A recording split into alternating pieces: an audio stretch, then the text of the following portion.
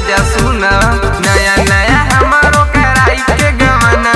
संगे नहीं सुतेला हमारो सजनवा जरत जवानी मोर पलंगिया पे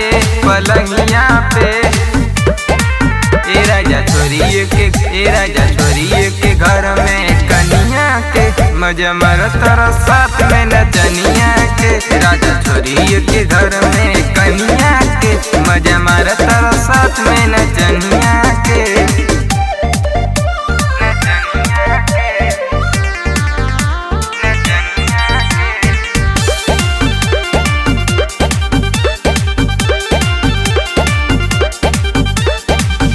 जानती तरह जात हसे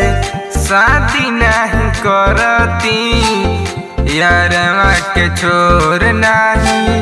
तोहरा पे मरती सुना हो जानती तरह जात हसे शादी नहीं करती यारवा के छोर नहीं तोहरा पे मरती नहीं उठेला दर्द अलंगिया में ए राजा छोरी के घर में कनिया के मजा मरत साथ में नचनिया के राजा छोरी के घर में कनिया के मजा मरत साथ में नचनिया के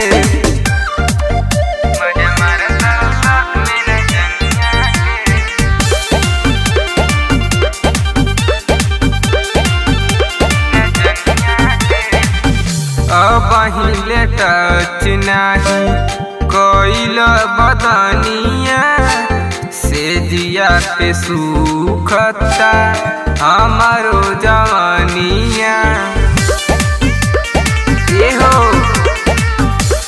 पहिले टच नहीं कोइल बदनिया से जिया पे सुखता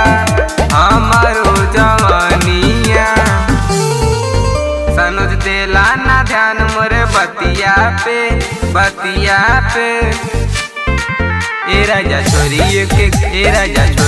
के घर में कनिया के मजा मरत साथ में नचनिया के राजा छोरी के घर में कनिया के मजा मरत साथ में नचनिया